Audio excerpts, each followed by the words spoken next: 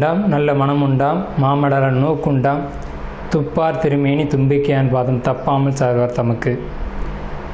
இப்போ நம்ம இந்த வீடியோவில் பார்க்கக்கூடிய தலைப்பு குரு பெயர்ச்சி 2026. 2ஆம் தேதி ஜூன் மாதம் 2026 அன்று நிகழக்கூடிய குரு பெயர்ச்சியானது மிதுன ராசியிலேருந்து கடகராசிக்கு குருபவன் பெயர்ச்சியாகி போகிறாங்க. அந்த கடகராசி அப்படிங்கிறது குருபவனுக்கு உச்ச வீடு. ஸோ அந்த உச்ச வீட்டுக்கு குருபவன் போகும்போது தன்னுடைய முழு வீச்சில் நன்மைகளை அனைத்து ராசிகளுக்குமே கொடுப்பார். அதில் குறிப்பிட்டு சொல்லணும் அப்படின்னா ரிஷபம், மிதுனம், கடகம், சிம்மம், துலாம், தனுசு, கும்பம், மீனம் இந்த 8 ராசிகளுக்கும் முழுமையான நற்பலன்களை அதிகப்படியாக கொடுத்துட்டு மற்ற ராசிகளை 4 ராசிகளை தீமைகளை கொடுக்க போகிறது இல்லை. ஆனால் இந்த ராசிகளுக்கு கொடுக்கக்கூடிய முழு சுப பலன்களை அவங்களுக்கு கொடுக்கறதுல கொஞ்சம் தாமதப்படும், அவ்வளோதான். குரு பகவான் இயற்கை முழு சுப கிரகம் அப்படின்னு பேர். குரு பகவானுடைய காரகத்துவம் அப்படின்னு பார்க்கும்போது ஒழுக்கம், நேர்மை, மெரிட்டாக நடந்துக்கிறது, இந்த மாதிரியான விஷயங்களுக்கெல்லாம் காரகத்துவம் வைக்கிறாங்க. அதனால் இவருக்கு பேர் தன புத்திரக்காரகன்னு பேர். குரு அப்படின்னாலே ஒருத்தருக்கு வழிகாட்டுறவர் அப்படின்னு பேர். ஸோ இந்த அடிப்படையில் குருபகவானுடைய பெயர்ச்சி அப்படிங்கிறது இந்த 12 ராசிகளுக்கும் முழு சுபத்தன்மைகளை இருந்தாலும் மேலே சொன்ன 8 ராசிகளுக்கு அதிகப்படியான நன்மைகள் நடக்க இருக்குங்க. இந்த மீதி உள்ள 4 ராசிகளும் பரிகார ராசிகளை இங்கே எடுக்க வேண்டியதில்லை, ஏன்னா அதுக்கும் நல்ல பலன்களை தான் கொடுக்க போகிறாங்க. இருந்தாலும் இந்த 12 ராசிக்காரங்களும் இந்த 2ஆம் தேதி மார்ச் மாதம் 2026 வருஷம் டைம் நீங்கள் பார்க்க வேண்டிய அவசியம் இல்லை. நீங்கள் வசிக்கக்கூடிய இடத்துக்கு பக்கத்தில் இருக்கக்கூடிய சிவாலயத்துக்கு போயிட்டு சிவனுக்கு ஒரு அர்ச்சனை செய்துட்டு வந்தீங்க அப்படின்னா மிகவும் ஒரு சிறப்பான ஒரு விஷயமா இருக்கும். குரு பகவானை வழிபடுறது மூலமாக ஒருத்தருக்கு தனம் கிடைக்கும், கல்வி கிடைக்கும், பொருளாதாரம் கிடைக்கும், சமுதாயம் அந்தஸ்து கிடைக்கும், கௌரவம் கிடைக்கும். நம்ம சொல்கிறோம் இல்லைங்களா, ஒயிட் காலர் ஜாப்னு சொல்கிறோம் இல்லைங்களா, பேங்க்கில் வேலை பார்க்கக்கூடியவங்க, பணத்தை எண்ணக்கூடியவங்க, அழுக்குப்படாமல் வேலை செய்யக்கூடியவங்க, இந்த மாதிரியான விஷயங்களுக்கு காரத்துவம் வைக்கக்கூடியவர் யாருன்னு கேட்டிங்கன்னா குரு பகவான் தான். அதுலேயும் கடகராசியில் குரு வர்றது அப்படிங்கிறது கஜகேசரி யோகம்னு பேர். கஜகேசரி அப்படின்னா 100 யானைகள் சண்டையிட வரும்போது ஒரு சிங்கம் எதிர்த்து போட்டிட்டு அந்த 100 யானைகளையும் விரட்டி தள்ளுறது அப்படின்னு பேர். ஸோ இப்படிப்பட்ட கஜகேசரி யோகத்தில் நிகழக்கூடிய இந்த குரு பெயர்ச்சி 2026ஆம் ஆண்டு அப்படிங்கிறது 12 வருஷத்துக்கு ஒரு முறை ஒரு சிறப்பு வாய்ந்த ஒரு வருஷமாக இருக்கும். இதுக்கு பிறகு இன்னும் ஒரு 12 வருஷம் கழித்து தான் இந்த ஒரு சிறப்பான ஒரு குரு பெயர்ச்சி அப்படிங்கிறது நிகழும். ஸோ உங்களுக்கு இந்த குரு பெயர்ச்சி கடகராசிக்கு பயிற்சி ஆகுது. குரு பலன் அப்படின்னு பார்க்கும்போது சந்திரன் என்ற வீட்டுக்கு, அதாவது கடகராசிக்காரங்களுக்கு அல்லது ரிஷபராசிக்காரங்களுக்கு மேலே சொன்ன இந்த 8 ராசிக்காரங்களுக்கும் குரு பலன் அப்படிங்கிறது வந்துடும். ஸோ குரு பலன் வந்துருச்சு அப்படின்னாலுமே திருமணம், குழந்தை பாக்கியம், பொருளாதாரம், வேலை வாய்ப்புகள் போன்ற அனைத்து விதமான சுபகாரியங்களும் நடக்கும். சுபகாரியம் நடக்கணும் அப்படின்னா குரு பலன் வேணும். சந்திரன் என்ற வீட்டுக்கு குரு வர்றது, அவர் வீட்டுக்கு சந்திரன் என்ற வீட்டுக்கு 2ஆம் வீட்டில் குரு வர்றது, சந்திரன் என்ற வீட்டுக்கு 5ஆம் வீட்டில் குரு வர்றது, சந்திரன் என்ற வீட்டுக்கு 7ஆம் வீட்டில் குரு வர்றது. இப்போது மகர ராசிக்காரங்களுக்கு 7ல் குரு, இதுவே மீன ராசிக்காரங்களுக்கு 5ல் குரு, இப்படி 5, 7, 9, 11. இப்போ அந்த அடிப்படையில் பார்க்கும்போது மீன ராசிக்காரங்களுக்கு 5ல் குரு, தனுசு ராசிக்காரங்களுக்கு அது விழுகாது. இதே விருச்சிக ராசிக்காரங்களுக்கு 9ல் குரு. அப்போ விருச்சிக ராசிக்காரங்களுக்கு குரு பலன் இருக்குது 11. கன்னி ராசிக்காரங்களுக்கு 11ல் குரு. ஸோ இவங்களுக்கெல்லாம் கன்னி, கடகம், விருச்சிகம், மகரம், மீனம் இந்த ராசிக்காரங்களுக்கெல்லாம் குரு பலன் அப்படிங்கிறது நிகழ்ந்திருக்கு. ஸோ இவங்களுக்கெல்லாம் கல்யாணம், திருமணம், குழந்தை பாக்கியம், வேலை வாய்ப்புகள் போன்ற அனைத்து சுப விஷயங்களும் கண்டிப்பாக கிடைக்கும். இப்போ 12 ராசிக்கு உண்டான பலன்களை தனித்தனியாக நம்ம பார்ப்போம். இல்லை, ஏன் இந்த அன்பார்ந்த அப்படின்னு சொல்கிறோம்னா, அன்பு அப்படிங்கிறது தாய் அன்புங்கிறது கடகராசிக்கிட்ட தான் இருக்கும். ஸோ இந்த கடகராசிக்கு உண்டான குரு பெயர்ச்சி, அதாவது குரு பெயர்ச்சி 2/6/2026 மிதுன ராசியிலிருந்து கடகராசிக்கு பெயர்ச்சியாகக்கூடிய இந்த குரு பெயர்ச்சினால் நன்மைகள் இருக்கா அப்படின்றத நம்ம பார்க்குறோம். முதல்ல நன்மைகள் இருக்கா அப்படின்ற கேள்வியே அவசியமற்றது. நிச்சயமான முறையில் நன்மைகள் அதிகமாக இருக்கிறது அப்படின்னு தான் சொல்லணும். என்னென்ன அப்படின்னு கேட்டிங்கன்னா, முழு நன்மைகளையும் முழு யோகத்தையும் அனுபவிக்க போகக்கூடிய ராசி கடகராசி. மற்ற ராசிகள் இருந்தாலும் இந்த 8 ராசிகள் நம்ம மேலே சொல்லியிருக்கோம் இல்லைங்களா, அதில் முதன்மையான ராசி எது அப்படின்னு கேட்டிங்கன்னா இந்த கடகராசி தான். ஏன்னு கேட்டிங்கன்னா, பிறந்த காலத்தில் உங்களுடைய பிறப்பு ஜாதகத்தை எடுத்து பார்த்தீங்க அப்படின்னா 12 கட்டம் இருக்கும். 12 கட்டத்தில் கடகராசியில் சந்திரன் எழுதியிருப்பாங்க. அப்போ அதனால தான் உங்களுக்கு ராசி கடகராசின்னு பேர். அந்த கடகம் எந்த வீடோ அந்த வீட்டில் சந்திரன் இருக்கும். ஸோ கடகராசிக்காரங்களான உங்களுக்கு இன்றைக்கி கடந்த 12 வருடத்துக்கு முன்னாடி இருந்த குரு பகவான் உங்கள் ராசியின் மேலே வந்து உட்காரப்போகிறார். அதாவது குரு அப்படிங்கிறது குரு கிரகம். அவர் வந்து உங்களை மீட் பண்ண போகிறார். எப்படி மீட் பண்ணுறாரு அப்படின்னு கேட்டிங்கன்னா, உங்கள் சந்திரன் மேலே அமர்றதுனால சரியான உச்ச வீடான உங்களுடைய ராசி தான் அவருக்கு உச்ச வீடு.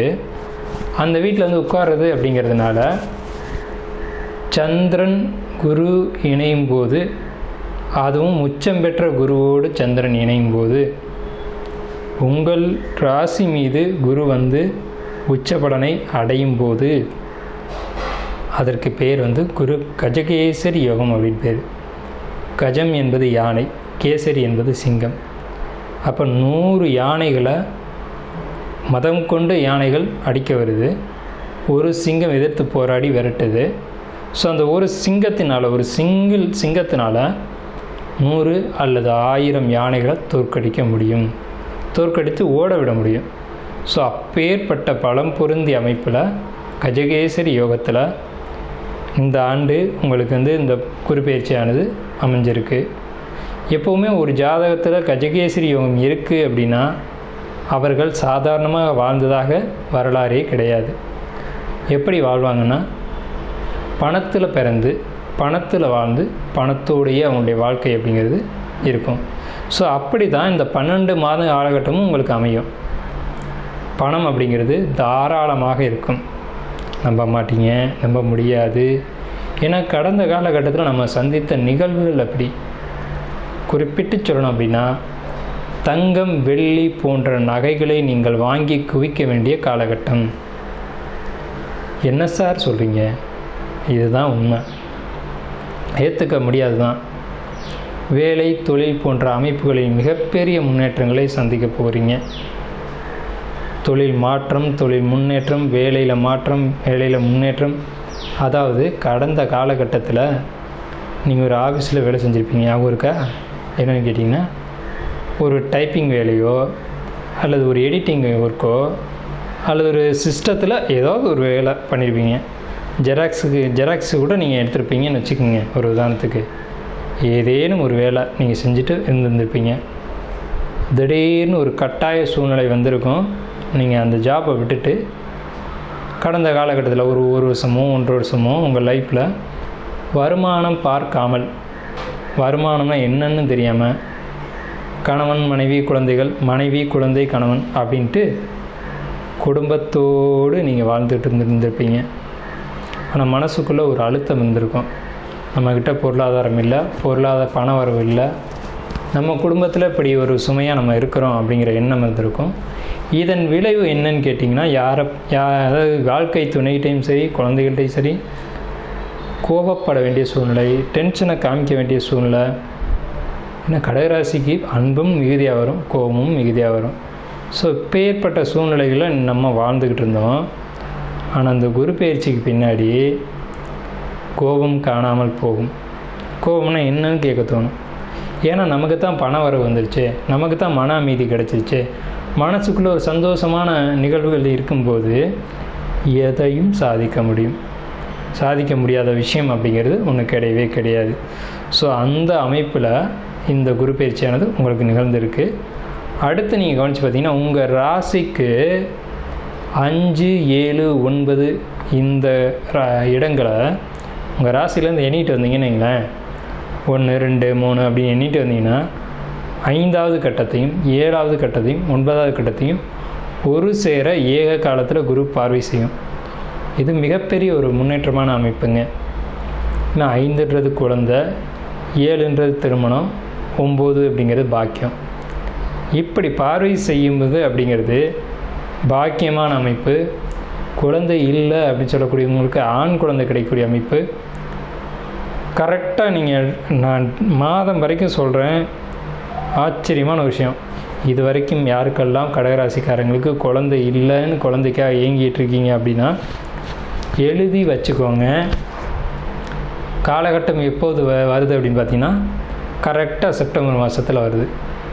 செப்டம்பர் மாதத்தில் நீங்கள் கன்சீவ் ஆகிடுவீங்க. செப்டம்பர் மாதத்தில் உங்களுக்கு நல்ல செய்தி அப்படிங்கிறது, நல்ல பலன் அப்படிங்கிறது வந்துடும். ஸோ இப்படிப்பட்ட பாக்கியத்தை யார் கொடுக்குறா? குரு பகவானுக்கு தான் தன புத்திரகாரகன்னு பேர். பொருளாதாரத்தையும் தனத்தையும் புத்திரத்தையும் கொடுக்கக்கூடியவன் யார் அப்படின்னு கேட்டால் குரு பகவான் தான். அவர் தான் அதிகாரி. இதுக்கு அவரே வந்து உச்ச பலத்திலேருந்து 5ஆம் வீட்டை பார்க்குறாரு. சொல்லவா வேணும்? 7ஆம் இடம். 7ஆம் இடம் என்பது வாழ்க்கை துணை. அதுக்கு பேர் தான் களத்திரஸ்தானம்னு பேர். அப்போ களத்திரத்தோடு இருந்த கருத்து வேறுபாடுகள் விலகும். எப்படின்னு கேட்டிங்கன்னா சதா சண்டைகளாகவே போய்ட்டு இருந்திருக்கும். அது காரணம் தான் நம்ம மேலேயே சொன்னோமே, பொருளாதார தடைகள் எப்பெல்லாம் வருதோ அப்போ வாழ்க்கை துணைகிட்ட தான் பிரச்சனைகள் அப்படிங்கிறது ஏற்படும். சரிங்களா? இப்போது உங்களுக்கு குரு பகவான் உச்சம் பெற்று 7ஆம் இடத்தை பார்க்கறதுனால வாழ்க்கை துணைக்கிட்ட இருந்து வந்த கருத்து வேறுபாடுகள் யாரேனும் ஒருவர் அல்லது வாழ்க்கை துணை இறங்கி வந்து உங்களுடைய கருத்துக்கு செவி கொடுத்து, ஏன்னா உங்களுடைய கருத்தில் ஒரு நியாயம் இருக்கும், அதனால் செவி கொடுத்து சரி ஓகே அதை செய்வோம், அதை பண்ணுவோம் அப்படின்ற ஒரு முடிவு வருவாங்க. அதான் நீங்கள் ஒரு விஷயத்த சொல்லிக்கிட்டே இருப்பீங்க. அந்த விஷயத்தை இவ்வளோ நாள் ஸ்கிப் பண்ணிகிட்டு இருந்தவங்க நீ சொல்கிறது சரிதான், அதை செய்யணும் அப்படிங்கிற ஒரு மனநிலை, ஒரு சிந்தனைக்கு அவங்க வந்து அவங்களே அந்த விஷயத்தை செய்யணும்னு ஆர்வம் காட்டுவாங்க. இது ஒரு விஷயம். நீண்ட தூர பயணங்கள், கணவன் மனைவியோடு, மனைவி கணவனோடு போகக்கூடிய பாக்கியம் அப்படிங்கிறதும், பொருளாதார ரீதியான பயணங்களும், வெளிநாட்டு பயணங்களும் உங்களுக்கு நிச்சயமான முறையில் இந்த குரு பெயர்ச்சியில் நிச்சயம் இருக்கும். அதாவது ஒரு ஊர் விட்டு ஊர், மாநிலம் விட்டு மாநிலம் அல்லது நாடு விட்டு நாடு போகக்கூடிய யோகம். அதே மாதிரி உறவுகளுக்கிடையே, அது வாழ்க்கை துணையோட உறவுகளாக இருக்கலாம் அல்லது உங்களோட உறவுகளாக இருக்கலாம். சொந்தக்காரங்கன்னா என்ன, எதுக்கு போகணும் வரணும், சொந்தத்தை பார்க்கணும் அனுசரிக்கணும் அப்படின்னு நினச்சிட்டு இருந்தது போக, இல்லை நம்ம சொந்தக்காரங்க வீட்டுக்கு போயிட்டு வரலாம், அவங்கள மதிக்கலாம் அப்படின்னு சொந்த பந்தத்தை சம்பாதிக்கக்கூடிய அமைப்பு அப்படிங்கிறது இந்த குரு பெயர்ச்சி காலகட்டத்தில் உங்களுக்கு அமையும். சொந்த பந்தங்களோட வாழக்கூடிய வாழ்க்கை அப்படிங்கிறது ஒரு சுகமான ஒரு அமைப்பு. ஸோ அப்படிப்பட்ட ஒரு யோகமான காலகட்டத்தை இந்த குரு பெயர்ச்சி உங்களுக்கு கொடுத்துருக்கு. சொல்லப்போனால் இந்த குரு பெயர்ச்சினால் உங்களுக்கு யோகமா அப்படின்னு கேட்டால், நம்ம ஆரம்பிக்கும் போதே அதான் கேட்டோம், நன்மையான்னு கேட்டால் 100க்கு 100% இந்த கடகராசிக்கு நல்ல பலன்கள் தான் அப்படிங்கிறதுல எந்த விதமான மாற்று கருத்துக்கும் இடமில்லை. குரு பெயர்ச்சியில் 12 ராசிக்கும் நம்ம வந்து பலன்கள் சொல்லியிருக்கோம்.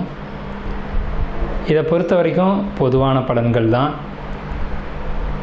நீங்கள் தனிப்பட்ட ஜாதகங்களை பார்க்கணுன்னு நினச்சாலும் சரி, அல்லது உங்களுக்கு ஜோதிடம் சம்மந்தப்பட்ட சந்தேகங்கள் இருந்தாலும் சரி, வாஸ்து சம்மந்தப்பட்ட விஷயங்களில் சந்தேகம் இருந்தாலும் சரி, அல்லது பிரசன்னம் பார்க்கணும் அப்படின்ற ஒரு விஷயம் இருந்தாலும் சரி, இல்லை சந்தேகங்கள் கேட்கணும் அப்படின்ற அடிப்படையில் இருந்தாலும் நம்மளுடைய எண் வந்து கீழே கொடுத்துருக்க ஸ்க்ரீனில் கீழே கொடுத்துருக்காங்க.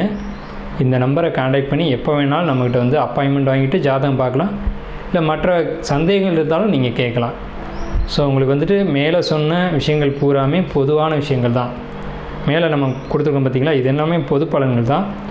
உங்களுடைய தனிப்பட்ட ஜாதகம் வந்து தனிப்பட்ட விஷயங்களை சுட்டி காட்டும். அது தெரிஞ்சுக்கணும் அப்படின்னு ஆசைப்பட்டீங்க அப்படின்னாலும் நீங்கள் ஃபோன் பண்ணியும் கேட்டுக்கலாம். இல்லை சார் நீங்கள் பேசியிருக்க விஷயத்தில் எனக்கு குழப்பம் இருக்குது அப்படின்னாலும் சந்தேகம் கேட்குறது கூட கேட்டுக்கலாம். அதுக்கு வந்து பணம் கட்டணும் அப்படின்ற அவசியம்லாம் கிடையாது. நீங்கள் சந்தேகங்களுக்கு கேட்டுக்கலாம். இல்லை சார் வாஸ்துவில் எனக்கு அப்படி ஒரு டவுட் இருக்குது, அதே மாதிரி பிரசனத்தில் இந்த மாதிரி சந்தேகம் இருக்குது, இது மாதிரி சொல்லியிருக்கீங்க அப்படின்னாலும் நீங்கள் நம்ம நம்பரை கான்டாக்ட் பண்ணி கேட்டுக்கலாம். அதுக்கெலாம் வந்து ஒன்றும் இது கிடையாது. சரிங்களா? நன்றி, வாழ்த்துக்கள்.